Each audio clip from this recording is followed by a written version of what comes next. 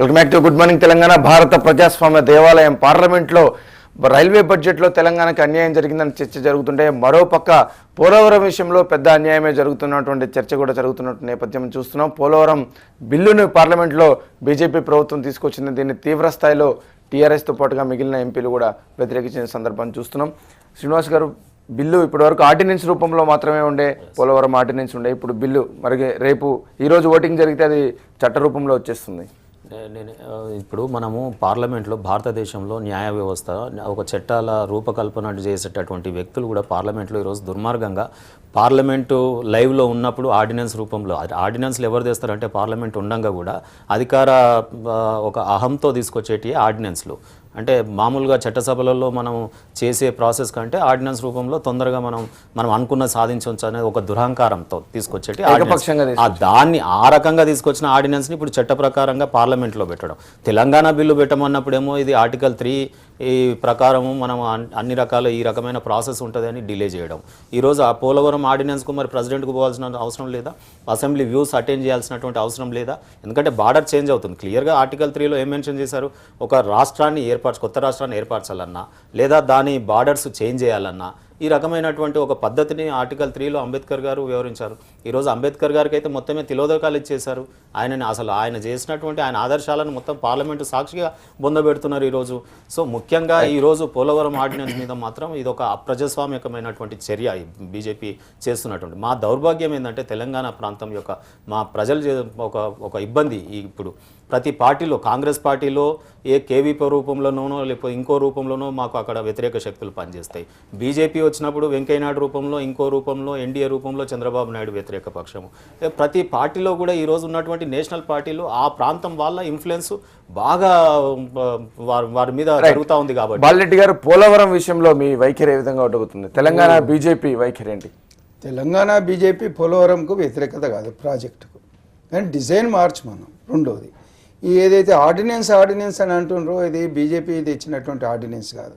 అసలు పార్లమెంటులో చర్చ జరిగినప్పుడు కానీ లేకపోతే రాజ్యసభలో చర్చ జరిగినప్పుడు కానీ ప్రధానమంత్రి ఆనాడు మన్మోహన్ సింగ్ హామీ ఇచ్చిండు, ఇది ఆర్డినెన్స్ రూపంగా తీసుకొస్తాను. అది అప్పుడు ఎలక్షన్స్ చెప్పండి. రెండే విషయాలు, రాష్ట్రపతి తిరిగి నేను ఒక మాట చెప్పిన తర్వాత మీరు కంటిన్యూ చేయండి. ఏదైతే మంచి పనులు ఉన్నాయో ఆ మంచి పనుల విషయంలో మాత్రం యూపీఏ చేసినా ఇంకెవరు చేసినా అది కాదు, బీజేపీ మాత్రమే చేసిందని చెప్తున్నారు. ఏదైతే మీకు వ్యతిరేకత అంశాలు ఉన్నాయో గత ప్రభుత్వం చేసింది కాబట్టి అది చేసింది, మేము చేసిన పంపేయడం జరిగింది. బిల్లును తీసుకోవాలి, ఆ విషయమే చెప్తున్నా. ఇప్పుడు బిల్లును తీసుకోవాల్సిన, తొందరపడవలసినటువంటి అవసరం లేదు. ఇది కేవలము 2 రాష్ట్రాల ముఖ్యమంత్రులను పిలవాల్సిన అవసరం కాదు, 4 రాష్ట్రాల ఇన్వాల్వ్మెంట్ ఉన్నాయి. ఇప్పుడు ఒరిస్సా కానీ ఛత్తీస్గఢ్ కానీ తీసుకోవాలి.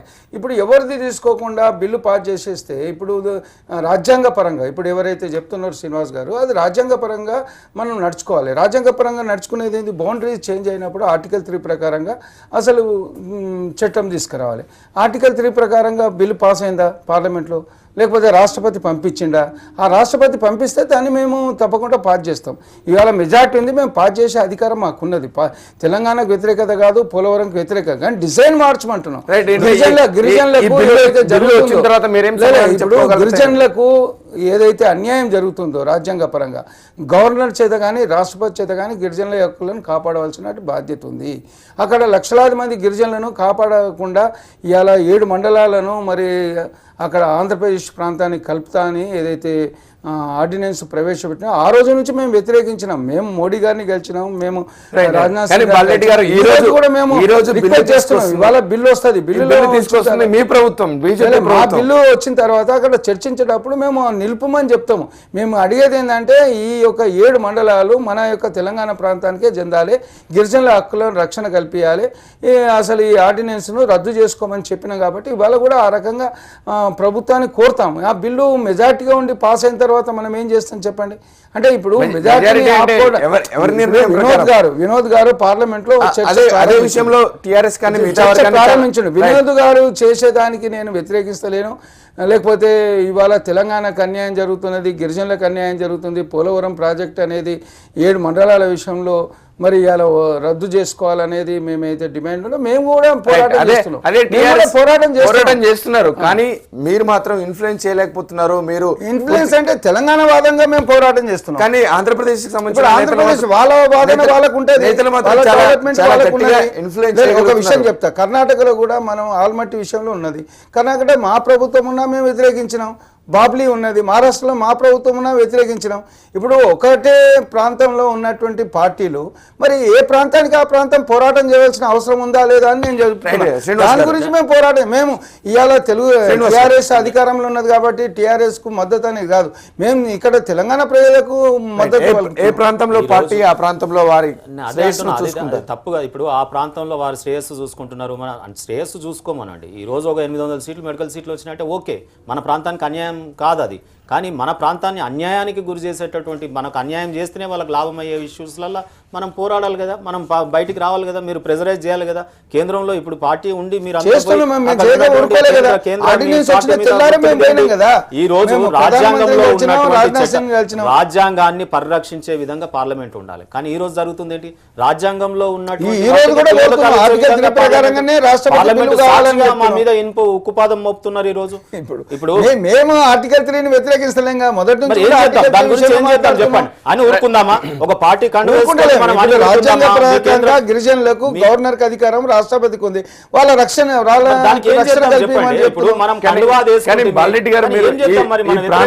రాష్ట్రపతిని కోరుతామండి. బిల్లు విషయంలో చర్చ వచ్చినప్పుడు చర్చలో మాట్లాడుతుంటాం. కానీ కొన్ని సందర్భాలు ఎట్లుంటాయి అంటే ఇప్పుడు మెజార్టీ బిల్లు పాస్ చేసిన తర్వాత అప్పుడు మనం ఏం చేయాలి అంటే మన హక్కుల గురించి మనం పోరాటం చేస్తామా లేదా? మీరు ఇంత గట్టిగా తెలంగాణ ప్రాంత ప్రజల గురించి ఇక్కడ గట్టిగా మాట్లాడుతున్నారు, కానీ మీ వాయిస్ వినేవారు ఎవరు లేరు కదా, మీ పార్టీ కూడా వినట్లేదు కదా. మీ వాయిస్ వినకపోతే ఏం చేద్దాం? పోరాటం చేస్తాము, సాధించడానికి పోరాటం చేసేది ఎండ్ ఉండాలి కదా, దేనికైనా ఒక ఎండ్ ఉండాలి. ఈ రోజు అదే అండి ఇప్పుడు ఉన్నటువంటి ఏంటంటే పాపం వీరు కూడా ఏం చేయలేదు. చాలా సిన్సియర్ గా మీరు ఎఫర్ట్ అయితే పెడుతున్నారు, కానీ ఆ ఎఫర్ట్ కి ఫలితం లేదు కదా. ఇప్పుడు ఈ రోజే కాదండి, నెల రోజులు మేము తెలంగాణ బిల్లు విషయంలో మాట్లాడేటప్పుడు కూడా సుష్మా స్వరాజ్ గారు ఏ చర్చకు రానియకుండా బిల్లు పాస్ చేసింది. రాజ్యసభలో ఈ విషయం వచ్చినప్పుడు కూడా సుష్మా స్వరాజ్ స్పష్టంగా చెప్పింది ఆర్టికల్ 3 ప్రకారంగానే బిల్లు పాస్ కావాలనేది. మేము ఆ రోజు నుంచి కూడా చిత్తశుద్ధి ఉంది, ఈ రోజు కూడా చిత్తశుద్ధి ఉంది. కానీ ఉన్నటువంటి పరిస్థితుల్లో ఆర్డినెన్స్ ఏదైతే హామీ ఇచ్చిండో మన్మోహన్ సింగ్, దాని వల్లనే మాకు ఇబ్బందులు వచ్చినాయి. మీరు అర్థం చేసుకోండి, మమ్మల్ని అర్థం చేసుకోకుండా మీరు మాట్లాడుతుంటే ఎట్లా చెప్పండి. అచ్చా ఆ రోజు మరి కేసీఆర్ కు తెలియదా? కేసీఆర్ కూడా తెలుసు కదా మన్మోహన్ సింగ్ రాజ్యసభలో ఆర్డినెన్స్ తీసుకొస్తానని. మరి మన సోనియా గాంధీకి ఆపగలిగిందా చెప్పండి? తెలంగాణ రాష్ట్రాన్ని తేవడంలో ఎవరు ఏం చేసిరు అనేది అందరికి తెలుసు. అది మరి అయితే రెండోది ఆ రోజు నిజమే వ్యతిరేకించాం. 7 మండలాల విషయంలో మాట్లాడినాం. సీలేరు ప్రాజెక్ట్ విషయంలో 365 మెగావాట్లు రోజుకు చేయగలుగుతారు మీరు? పార్టీ నిర్ణయం ఇప్పుడు మాకున్నటువంటి పార్టీ నిర్ణయం తెలంగాణలో ఉన్నటువంటి ఒకే ఒక ఏకైక మరి రెండు విమర్శలు వస్తున్నాయి. ఒకటి తెలంగాణలో బీజేపీని గెలిపించలేదు కాబట్టి ఎక్కువ సీట్లు రాలేదు కాబట్టి కక్ష సాధిస్తుంది కేంద్ర ప్రభుత్వం నరేంద్ర మోడీ, కక్ష సాధించే విమర్శ. రెండోది చంద్రబాబు నాయుడు మోడీ ప్రలోభాలకు వారి పెట్టే ప్రెజర్ కి తలగుతున్నారు మోడీ అనేది రెండు విమర్శలు. ఈ రెండు ప్రలోభాలకు లొంగి చేస్తలేదు, ప్రజల యొక్క ఒత్తిడికి ప్రజల యొక్క రెండు విమర్శలు. మనకున్నటువంటి ఒక ఆంధ్ర ప్రాంతం ఒత్తిడి కానీ తెలంగాణ ప్రాంతం యొక్క ఒత్తిడి కానీ పోలవరం విషయంలో కానీ కేవలం మన 2 రాష్ట్రాలే కాదు కదా, 4 రాష్ట్రాలు వచ్చినాయి కదా, ఒరిస్సా వచ్చింది, లేకపోతే ఛత్తీస్గఢ్ ఉన్నది. మరి వాళ్ళ యొక్క భావన ఈ 4 రాష్ట్రాల్లో ముఖ్యమంత్రులను పిలవండి, నిర్ణయం తీసుకోమని చెప్తున్నాం మేము, అంతకంటే ఇంకేం లేదు. కానీ అలా జరగట్లేదు కదా శ్రీనివాస్ గారు. నేను ఒకటి మనము అర్థం చేసుకోవాలి, ఇక్కడ కేంద్ర ప్రభుత్వం మనకు వ్యతిరేక వైఖరి తెలంగాణ ప్రాంతానికి అన్యాయం చేసే దృష్టిలో మీరు ఏమంటున్నారు, ఇక్కడ మాకు మెజార్టీ రాలేదు అంటున్నారు. గతంలో మనం చూసాం భారతదేశంలో బీజేపీ పార్టీ మొత్తం దేశంలో ఒక 2 సీట్లే గెలిచింది. ఆ రోజు అసలు ఎట్లా బీజేపీ 2 సీట్లకే ఇదైపోయింది అన్న దశలో తెలంగాణ నుండి ఒక సీట్ను అందించినాం. మరి ఆ గతంలో చేసినటువంటి కృతజ్ఞత భావం లేదా బీజేపీ పార్టీకి? తెలంగాణ ప్రజలు ఆ రోజు దేశంలో ఒక ఎంపీ సీటును గెలిపించి మీ గౌరవాన్ని కాపాడినాం కదా, ఈరోజు గెలిపేయలేదు అని అంటున్నారు. రెండో విషయం ఏంటంటే ఈ ప్రాంతంలో ఇప్పుడు టీఆర్ఎస్ పార్టీ తప్ప మిగతా అన్ని పార్టీలకు ఇబ్బందికరమైనటువంటి పరిస్థితులు ఉన్నాయి. వారి మనసు నిండా తెలంగాణ ఉంది కానీ ఏం చేయలేకపోతున్నారు. నేను అదే అంటున్నా, ఏం చేద్దాం మరి. ఇప్పుడు ఈరోజు కేంద్ర క్యాబినెట్ ఫస్ట్ క్యాబినెట్ సమావేశంలోనే పోలవరం ఆగమేఘాల మీద అంత పెద్ద ప్రాజెక్టు ఈ రోజు రేపు తెల్లారే నిర్మితం అవుతుందా?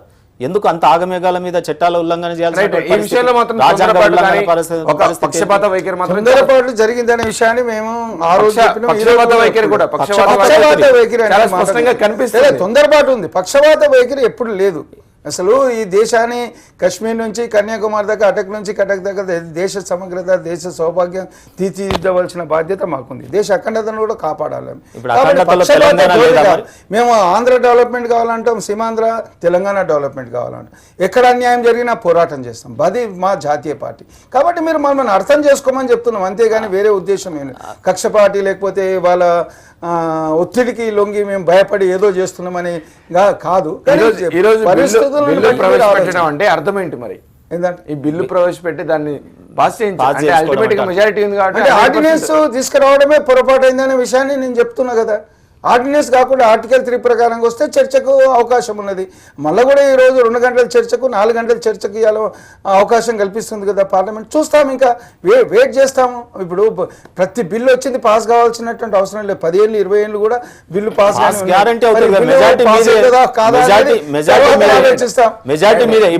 ఇప్పుడు రాజకీయం కోసం పెట్టారా, చిత్తశుద్ధితో పెట్టారనేది కూడా రాజకీయము చిత్తశుద్ధి అని మా చిత్తశుద్ధి ఉంది కానీ చిత్తశుద్ధి ఆంధ్రప్రదేశ్ పట్టనే ఉంది అనేది ఇప్పుడు వస్తున్నటువంటి చంద్రబాబు నాయుడు గతంలో అన్న మీరు ఇంకోటి కూడా అర్థం చేసుకోవాలి. వాళ్ళ మనసులలో ఉన్న కోరిక. చంద్రబాబు నాయుడు మొన్న ఈ మధ్యన ఏమన్నాడు, నేను 2 రాష్ట్రాలని కలిపేటటువంటి శక్తి నా దగ్గరనే ఉంది అన్నాడు.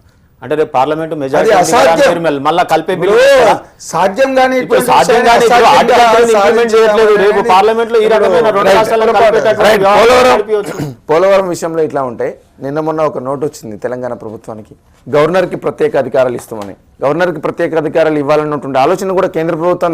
కేంద్ర ప్రభుత్వంలో గవర్నర్కు పెత్తనము, కర్ర పెత్తనం ఇవ్వద్దు అనేది కూడా మొదటి నుంచి వ్యతిరేకించిన, ఇప్పుడు కూడా వ్యతిరేకిస్తాం. కానీ మీ ప్రభుత్వం ఇవ్వాలని ఒక నోట్ పంపించింది. ఇక్కడ ఉన్నటువంటి 10 సంవత్సరాల గురించి ఇక్కడ రాజధాని వాళ్ళు ఉండడానికి వీలున్నది. ఇక్కడ ఉన్నటువంటి గవర్నరు 2 రాష్ట్రాల గవర్నర్గా ఉంటున్నాడు. కానీ ల్యాండ్ ఆర్డర్ శాంతి భద్రతలు ఏవైతున్నాయో గవర్నర్ కప్పచెప్పడానికి వీలే లేదు. రైట్ శ్రీనివాస్ గారు, కానీ అధికార పార్టీలో ఉండి వారే ప్రతిపక్ష నేతగా మాట్లాడుతున్నారు, అవకాశం దొరకట్లేదు. మాటల వరకు వారే ఒప్పుకుంటున్నారు వారి తప్పులు. కానీ మరి ఉద్యమం చేద్దాం అంటున్నాను నేను. దాని మీద మీ ప్రొటెస్ట్ ఏ రకంగా చేస్తారు మీరు? వాళ్ళు చేస్తున్నారు కాబట్టి మనం అని అసలు గవర్నర్ కి అధికారాలు అనేది ఉన్నప్పటికీ కూడా రాష్ట్ర ప్రభుత్వం అనుమతిస్తేనే అతను చేపట్టవచ్చు. రాష్ట్ర పునర్విభజన తయారైనప్పుడే నేను ఒక అడ్వకేట్ గా కూడా చెప్తున్నా, అసలు 8 పెట్టాల్సినటువంటి అవసరం లేదు. ఎందుకంటే శాంతి భద్రతలు లోపించినప్పుడు ఆర్టికల్ 356 గవర్నర్ కు విచక్షణాధికారాలు ఉన్నాయి. ఎప్పుడైనా శాంతి భద్రత లోపిస్తే రాష్ట్రాన్ని మొత్తం గవర్నర్ పాలనకు తీసుకోవచ్చు. ఒక హైదరాబాద్నే కాదు, మొత్తం రాష్ట్రాన్ని కూడా తీసుకోవచ్చు. ఆ రకమైన వెసులుబాటు రాజ్యాంగమే కల్పించింది. కానీ ఇక్కడ ఆ ఆర్టికల్ 8 పేరు మీద దానికి లేనటువంటి అధికారాన్ని ఆపాదిస్తూ అసలు గవర్నర్ని ఈరోజు శాంతి భద్రతలు లెక్కలు లోపించినాయి. అంటే అక్రమ కట్టడాలు కూల్చివేస్తే శాంతి భద్రతలు లోపిస్తున్నాయి. ఎక్కడ రోడ్ల మీద అలజడులు జరిగినాయి, కమ్యూనల్ రైట్స్ జరుగుతున్నాయా, ఎక్కడన్నా ఏమన్నా ఇంకా సంఘటనలు జరుగుతున్నాయా, అల్లకల్లోలం అయిపోతుందా? ఇప్పుడు అక్కడ ఉన్నటువంటి గురుకుల్ ట్రస్ట్ భూములు కానీ, ప్రభుత్వ భూములు కానీ, టెరిటోరియల్ జ్యూరిస్డిక్షన్ మాది కాపాడుకోవాల్సినటువంటి పరిస్థితి ఉంది. ఈరోజు నీళ్లు కానీ భూమి కానీ అది పెరిగేది కాదు. కానీ వారు కూడా వ్యతిరేకిస్తున్నారు దీనికి, గవర్నర్ కి అధికారాలు. మాకు జరుగుతున్న ఇబ్బంది ఏంటంటే తెలంగాణ ప్రాంత తెలుగుదేశం నాయకులు, తెలంగాణ ప్రాంత బీజేపీ నాయకులు, తెలంగాణ ప్రాంత కాంగ్రెస్ నాయకులు, అక్కడ పెత్తనము వాళ్ళ పార్టీలలో ఉన్నటువంటి అధినాయకులు వారి పెత్తనానికి వాళ్ళు ఆడించినట్టల్లా తోలుబొమ్మలాగా ఆడుతున్నారు అంతే. మాకు అక్కడే ఇబ్బంది పడుతున్నాం తెలంగాణ ప్రజలు. ఈ రోజు ఈ గడ్డ మీద ఆ పార్టీల ప్రతినిధులు ఉండడమే మాకు ఒక ఇప్పుడు అదే ఆంధ్రప్రదేశ్ లో స్వతంత్రంగా నిర్ణయాలు తీసుకునే విషయంలో స్వతంత్రంగా ప్రకాశితులు కాదు వీళ్ళు కాలేకపోవడం వల్లే వచ్చి నష్టం జరుగుతుంది ఈ ప్రాంతంలో. ఒకసారి జాతీయ పార్టీ ప్రాంతీయ పార్టీగా మారదు, అది అర్థం చేసుకోవాలి. జాతీయ పార్టీ ఉంటుంది. జాతీయ పార్టీ నిర్ణయానికి మేము కట్టుబడి ఉంటాం కాదనగా. కానీ ఇక్కడ ఉన్న ప్రాంతంలో అన్యాయం జరుగుతుందంటే మాత్రం ఏలెత్తి చూపాల్సిన బాధ్యత మేము చూపెడుతున్నాం. మేము చూపెట్టకపోతే మేము నిశ్శబ్దంగా ఉన్నాం, లేకపోతే చంద్రబాబుకు ఒత్తాసు పలుకుతున్నాం అంటే మీరు అనాలి. మేము పోరాటం చేస్తున్నాం. ఇప్పుడు ఒక విషయం ఉంది, గోకుల్ ట్రస్ట్ విషయం మాట్లాడాను. అసలు నిజంగా తప్పిదం ఎవరు చేసిండ్రు? గోకుల్ ట్రస్ట్ అనేది ఏదైతే ఉన్నదో అది ట్రస్ట్ను ఎండోమెంట్కు ట్రాన్స్ఫర్ చేయవలసిన అవసరం లేదు. ఆ రోజే నేను 85లో ఎమ్మెల్యే ఉన్నప్పుడు నందమూరి తారక రామారావు అన్నగారు ఇది ట్రస్ట్ను మీరు ఏదైతే ఎండోమెంట్కు ట్రాన్స్ఫర్ చేసింది అన్యాక్రాంతం అయిపోతుంది, ఎండోమెంట్లో కొంతమంది అవినీతి పరులు ఉంటారు, మొత్తం అమ్ముకుంటారు, ఈ భూమిని సుప్రీంకోర్టు ఆర్డర్స్ వచ్చినాయి. అసలు గోకుల్ ట్రస్ట్కు ఉన్నటువంటి 600 ఎకరాల భూమిని అసలు వాళ్ళకు ప్రభుత్వం వాళ్ళు ఇల్లు కట్టుకున్నారో ఆ భూములు స్వాధీనం అయిపోతే వాళ్ళకి స్వాధీనం ఉంటే రెగ్యులరైజ్ చేసుకుని ఆ 600 ఎకరాల భూమిని ఆల్టర్నేటివ్ గా ప్రొవైడ్ చేయమన్నది గవర్నమెంట్. మరి ప్రొవైడ్ చేయి నేను వద్దంటలేం కదా, కానీ పేదవాళ్ళు ఇల్లు కూడా కొడతారు. ఒకటి ల్యాండ్ ఆర్డర్ విషయంలో పేదవాళ్ళు ఇల్లు కూడా కొట్టినంత మాత్రాన ల్యాండ్ ఆర్డర్ కాదు, ల్యాండ్ ఆర్డర్ గవర్నర్ చేతిలో పెట్టడం అనేది కేవలం ఇల్లు కూడా కొట్టిందని సాకు చూపెట్టకుంది. ల్యాండ్ ఆర్డర్ అనేది ఏమైనా క్రిమినల్ రైట్స్ జరుగుతున్నాయా, లేకపోతే హత్యలు జరుగుతున్నాయా, దోపిడీలు జరుగుతున్నాయా? మనం ప్రజాస్వామ్య దేశంలో మనం ప్రజాస్వామ్యయుతంగా కొన్ని చట్టాలు ఉన్నాయి. ఒకవేళ మనం అక్కడ ప్రభుత్వం తప్పు చేస్తే ఎక్కడికి వెళ్ళాలి? గవర్నర్ దగ్గరికి పోయి తీసేసుకో అని కాదు కదా, అక్కడ న్యాయ వ్యవస్థ ఉంది కదా. కంప్లీట్ న్యాయ వ్యవస్థనే ఎందుకు విస్మరిస్తున్నాం? ఒకవేళ ఈ ప్రభుత్వమే తప్పు చేసినట్టు అయితే మీరు పోవడానికి అక్కడ ఒక చక్కటి చట్టాలు ఉన్నాయి కదా, సో అక్కడ పోకుండా డైరెక్ట్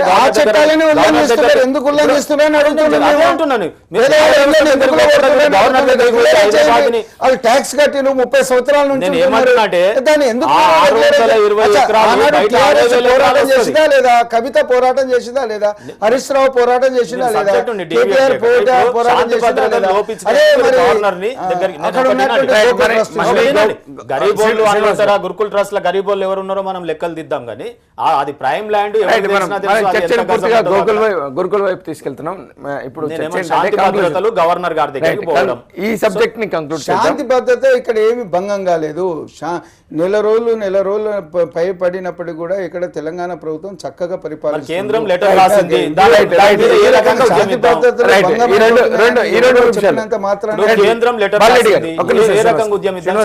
రెండు అంశాలు, ఒకటి పోలవరం విషయంలో ఏకపక్షంగా వ్యవహరిస్తుందని, రెండు గవర్నర్ కి శాంతి భద్రతల విషయంలో మొత్తం హైదరాబాద్ లో ఉన్నటువంటి పోలింగ్ వ్యవస్థను ఆయన చేతిలో పెడుతున్నారు అనే అంశం మీద మీ ప్రభుత్వం, మీ కేంద్ర ప్రభుత్వం, బీజేపీ ప్రభుత్వం వివక్ష చూపిస్తుంది, తెలంగాణ ప్రాంతానికి ఏకపక్షంగా వ్యవహరిస్తుంది అనేటువంటి విమర్శలకి మీరేం సమాధానం చెప్తారు? ఇప్పుడు ఢిల్లీ రాజధాని లేక ఇక్కడ ల్యాండ్ ఆర్డర్ విషయంలో కానీ సెంట్రల్ గవర్నమెంట్ తీసుకున్నది. అటువంటి పరిస్థితి ఇలా గవర్నర్కి ఇవ్వాల్సినటువంటి అవసరం లేదు. ఇప్పుడు ఢిల్లీలో ఉన్న పరిస్థితి వేరు, కేంద్ర ప్రభుత్వం. ఇక్కడ కేంద్ర ప్రభుత్వం కాదు, ఇది రాష్ట్ర ప్రభుత్వం. మనకు ఒక రాష్ట్రం తెలంగాణ రాష్ట్రం ఏర్పడ్డది. తెలంగాణ రాష్ట్రం బీజేపీ తెలంగాణ పార్టీ తప్పకుండా గవర్నర్ పరిపాలనను, గవర్నర్ పెత్తనాన్ని మేము వ్యతిరేకిస్తాం. ఆయనకి ఎట్టి పరిస్థితుల్లో కూడా కేంద్రము అధికారాలు ఇవ్వకూడదు అనేది బీజేపీ తెలంగాణ పార్టీ కూడా పూర్తి స్థాయిలో ఏదైతే టీఆర్ఎస్ కానీ మిగతా పార్టీలు చేస్తున్నటువంటి వాదనకి వస్తుంది. మరి వారి కేంద్ర ప్రభుత్వం వింటుందా వీరి మాట, ఏం చేస్తుందో, ఎలాంటి నిర్ణయం తీసుకుంటుందో వేచి చూడాలి. ఇప్పుడు మరో చిన్న బ్రేక్ తీసుకుందాం. గుడ్ మార్నింగ్ తెలంగాణలో చూస్తూనే ఉండండి TV1.